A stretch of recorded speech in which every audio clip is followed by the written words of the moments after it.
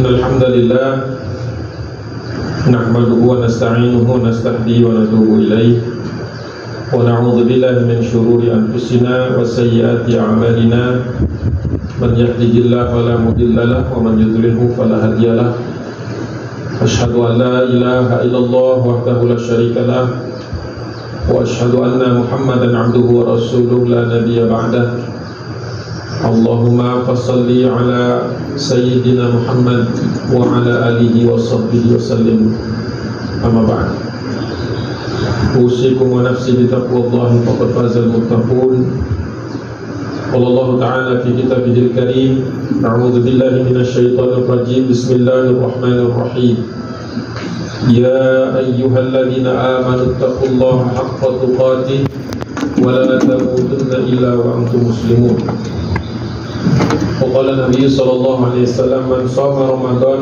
ثم أتبعه ستا من شوال كان كصيام الدهر صدق الله العظيم وصدق رسول الكريم أما بعد. Alhamdulillah, segala puji milik Allah, salawat dan salam tak lupa kita panjatkan pada junjungan kita Nabi besar Rasulullah Muhammad sallallahu alaihi wasallam. Alhamdulillah, dengan izin Allah Subhanahu wa taala kita bisa hadir di tempat ini untuk melaksanakan salah satu kewajiban usbu'iyan kita, kewajiban pekanan kita, untuk menguatkan kembali keimanan kita dalam rangka senantiasa menjaga ketakwaan kita kepada Allah Subhanahu wa taala. Usikum wa nafsi bi taqwallahi faqad fazal muttaqun. Kemudian di awal bulan Syawal ini tentu ingatan kita terhadap Ramadan masih cukup segar, sehingga perlu hendaknya kita itu menjaga momentum kemudahan ibadah kita di bulan suci Ramadan. Karena di dalam bulan suci Ramadan ada penguatan dari Allah Subhanahu wa taala, yaitu ditutupnya pintu neraka, dibukanya pintu surga, dibelenggunya syaitan, sehingga mudah bagi kita untuk menjadi hamba Allah yang bertakwa. Namun di bulan Syawal hal ini tidak kita temukan, tidak dispesifikkan. Oleh sebab itu tantangannya pasti lebih berat. Namun dengan bekal takwa kita di bulan Ramadan, apalagi yang selama bulan Ramadan getol mencari Lailatul Qadar, maka insya Allah cukup untuk 11 bulan mengarungi beratnya kehidupan kita sampai ketemu Ramadan lagi. Sebagaimana hadis dari atau keterangan dari Al-Mu'alli bin Fadl yang ditulis oleh Imam Ibn Rajab Al-Hambali di dalam kitabnya Lataiful Ma'arif, bahwa kanu yad'una sittata ashhur an yablughuhum syahr Ramadan. Kami itu berdoa 6 bulan untuk sampainya ke dalam bulan Ramadan. Wa kanu yad'una Allah sittata ashhur, dan kami juga berdoa 6 bulan an yataqabbalahu minhu, agar semua ibadah kami diterima, seluruh ibadah kami di bulan Ramadan itu diterima. Nah, kita ini sedang mengalami fase pertama, yaitu 6 bulan pasca Ramadan. Jadi kalau kita mengacu kepada keterangan dari Al-Mu'alli bin Fadl rahimahullah, ini kita baru mau masuk 1 bulan pertama pasca Ramadan. Harusnya kekuatan kita lagi banyaknya, lagi tinggi-tingginya kapasitas kita. Nanti sampai dengan Ramadan, Syawal, Dzulqa'dah, Dzulhijjah, Muharram, Safar. Nanti Safar ini titik terendah biasanya. Nanti masuk Rabiul Awal, Rabiul Akhir, Jumadil Ula, Jumadil Tsani, Rajab, Sya'ban, biasanya meningkat lagi. Begitu siklusnya yang harus kita pertahankan. Oleh karena itu diriwayatkan oleh Abi Ayyub, ya, kharraja Muslimun, dari hadis riwayat Imam Muslim, min hadithi Abi Ayyub Al-Ansari, dari Abu Ayyub Al-Ansari, Khalid bin Zaid bin Kulayb An-Najari Al-Khazraji, sahabat Nabi yang diwafatkan Allah di luar dinding kota Konstantinopel, habis sekarang Istanbul. Karena Nabi SAW qala, dari Nabi SAW bersabda, ini Abu Ayyub yang rumahnya pernah 7 bulan didiami Rasulullah ketika Nabi baru saja membebaskan tanah membangun masjid. Jadi selama 7 bulan itu tinggal di rumah Abu Ayyub. Nah ini yang meriwayatkan hadis. Beliau mengatakan, aku mendengar dari Nabi SAW bersabda, man soma Ramadana, syaratnya barang siapa yang benar-benar berpuasa di bulan Ramadan. Kriteria berpuasa di Ramadan itu kan sederhana, ya? Man soma Ramadana imanan wahtisaban. Jadi ini yang maksud dengan yang berpuasa di bulan Ramadan ini yang dengan iman dan penuh harap. Imanan wahtisaban wa ihtisaban.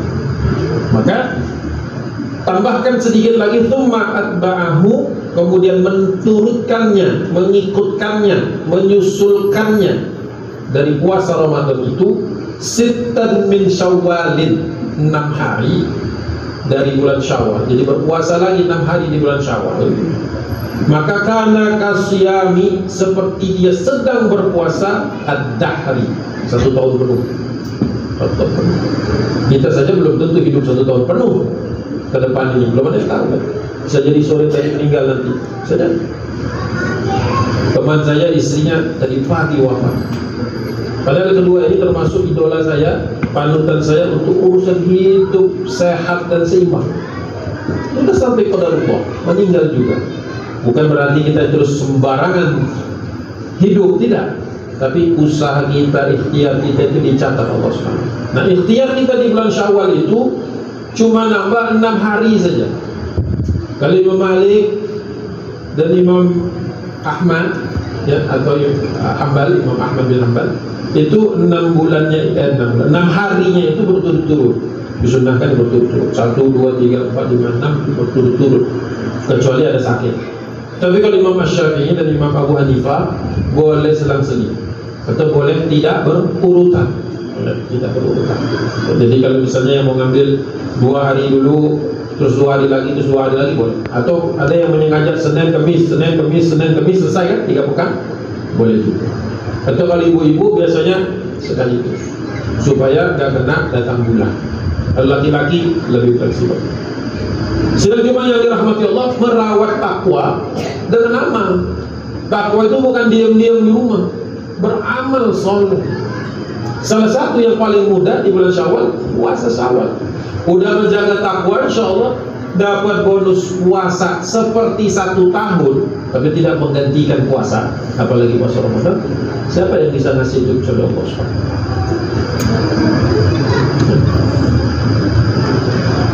Itu yang pertama, pesan di bulan Syawal. Yang kedua, juga dari tetapi kali ini dari Abi Hurairah, Abi Hurairah radhiyallahu anhu qala, wa fi sahihain, di dalam 2 kitab sahih, maksud dalam Bukhari Muslim, an Abi Hurairah anna Nabi sallallahu alaihi wasallam qala, Rasulullah kemudian bersabda, afdalul a'mali, di antara keutamaan amal jamak dari amal, imanun billah wa rasulihi, beriman kepada Allah dan Rasulnya dengan sebenar-benarnya iman.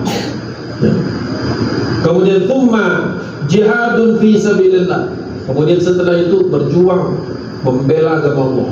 Yang ketiga thumma hajjun mabrur, yang ketiga mengupayakan agar mendapatkan haji yang mabrur. Ada 3 kata Nabi. Nah, haji mabrur itu persiapannya kalau para sahabat dari bulan Syawal, Dzulqa'dah sampai dengan Dzulhijjah. Jadi mereka memiliki berbagai persiapan setelah Ramadan, utamanya adalah haji mabrur. Jadi sahabat sudah mempersiapkan. Kalau kita mungkin lebih panjang lagi karena ada antrian. Zaman dulu, zaman sahabat Nabi tidak ada antrian, orang tinggal berangkat karena jumlah kaum muslimin jumlahnya masih sedikit, ya, tidak perlu hotel dan sebagainya karena mereka biasa di tenda. Dan berangkat haji itu betul-betul suatu perjuangan yang berat. Nah, kalau sekarang perjuangannya lebih karena nunggunya, lebih karena biaya yang sangat mahal. Itu saja. Namun satu hal yang tidak boleh kita abaikan, bahwa ketika kita berpisah dari bulan Ramadan, jangan sampai kebaikan-kebaikan kita di bulan Ramadan itu tertinggal di bulan Ramadan. Tadi puasanya sudah, puasa sunnah, kan biasa berpuasa, sekarang di luar Ramadan berpuasa sunnah. Biasa di bulan Ramadan sedekah dalam jumlah yang besar, Kadang-kadang sengaja bersedekah, apalagi di malam Lailatul Qadar, mengharapkan pengalinya itu 83 tahun 4 bulan. Maka di luar Ramadan haruslah sedekahnya juga tidak berhenti. Termasuk diantaranya adalah haji, itu termasuk sedekah. Untuk kaum muslimin, muslimah maksudnya, ada yang bertanya kepada Nabi SAW, ya Rasulullah, kalau kaum laki-laki mereka ngasih nafkah, sedekah, mereka bisa berjuang fisabilillah, dapat pahala. Kalau kami bagaimana mendapatkan yang setinggi-tinggi itu? Kata Nabi, hendaklah kalian haji dan hendaklah kalian umrah. Jadi untuk para muslimah itu sudah setara dengan jihad fisabilillahnya laki-laki. Jadi kalau ada seorang muslimah, seorang ibu, ya, perempuan muslimah beriman kepada Allah dan Rasulnya, kemudian berangkat untuk haji dan umrah, maka terhitung sebagai suatu perjuangan jihad fisabilillah. Dan tentu semuanya tergantung Allah. Sidang Jumat yang dirahmati Allah Subhanahu wa taala, di awal bulan Syawal juga kita menggalakkan sedekah, ya, bukan hanya untuk kebutuhan sendiri, atau bukan hanya untuk keperluan ibadah kita sendiri, tapi juga untuk mengembangkan kekuatan umat. Beberapa kali, satu kali pertemuan sebelum bulan Ramadan, saya menyampaikan bagaimana Rasulullah mengelola harta. Nah, di situ sempat kita bahas bahwa seorang yang bertakwa kepada Allah dan Rasulnya itu tidak pernah menyia-nyiakan rezeki yang diberikan oleh Allah Subhanahu wa taala. Jadi rezeki yang Allah berikan itu merupakan kesempatan kita untuk berkhidmat dan kemudian membuktikan ketakwaan kita kepada Allah Subhanahu wa taala, bukan kepada manusia, yaitu berjuang dan kemudian membiayai orang-orang yang berjuang di jalan Allah. Sampai-sampai wafil musnad Imam Ahmad, di dalam kitabnya Imam Ahmad, Musnad Imam Ahmad itu kumpulan hadis beliau. Qala Nabi sallallahu alaihi wasallam, ada yang bertanya kepada Nabi sallallahu alaihi wasallam, qala lahu, bertanya kepada Rasulullah, ya Rasulullah, wahai Nabi Allah, ya Rasulullah, al-aghniya'u yatasaddaqu. Orang yang kaya di antara kami mudah sekali bersedekah. Pada zaman itu para sahabat kaya rajin bersedekah.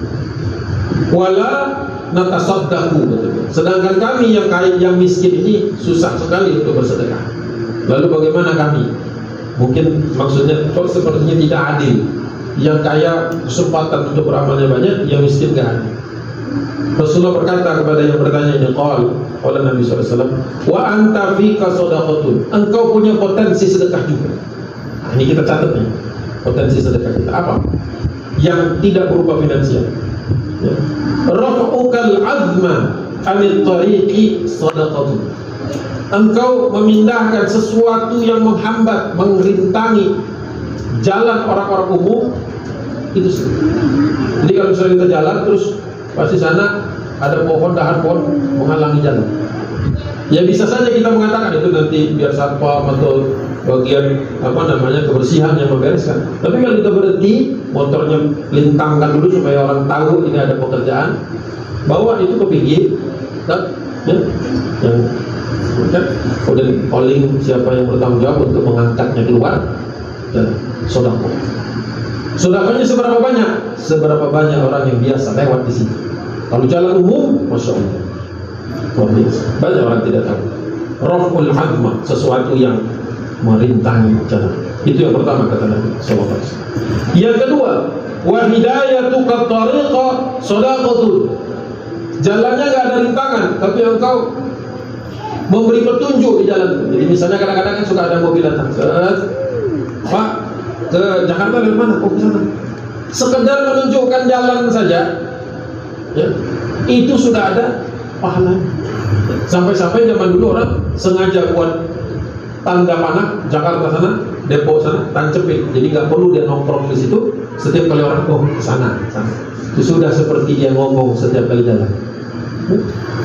Itu trik nomor 2.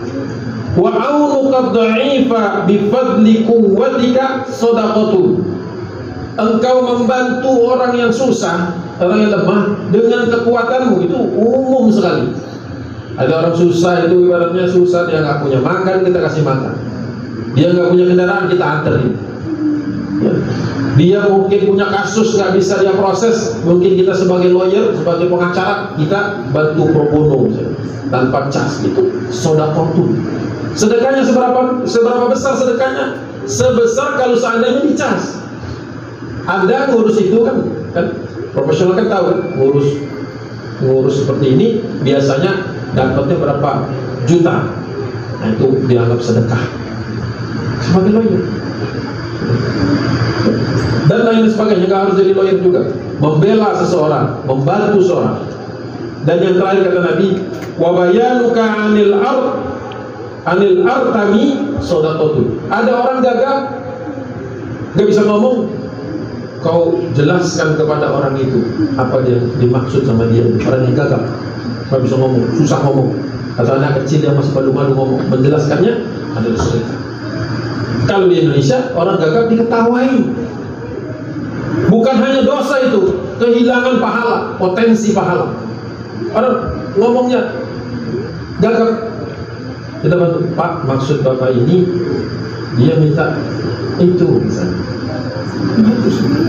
Itu takwa.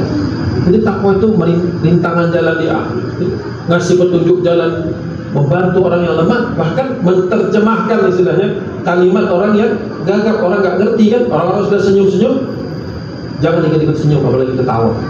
Kita bantu. Apa maksudnya? Oh itu dia, ngerti.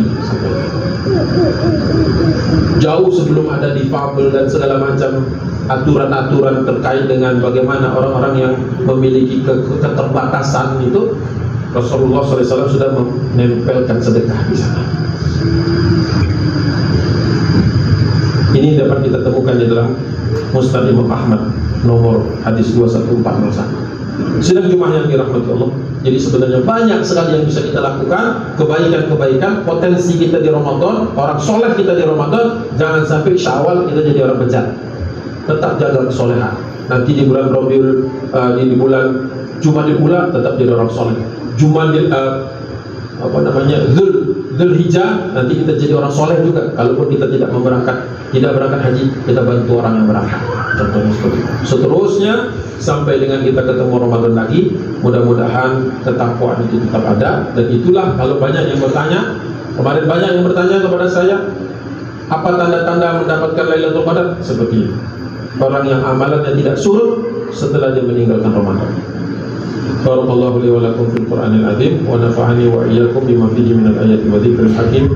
Aqulu qawli hadza astaghfirullahal azim li wa lakum wa li sa'iril muslimina wal muslimat min kulli dhanbin fastaghfiruhu innahu huwal ghafurur rahim.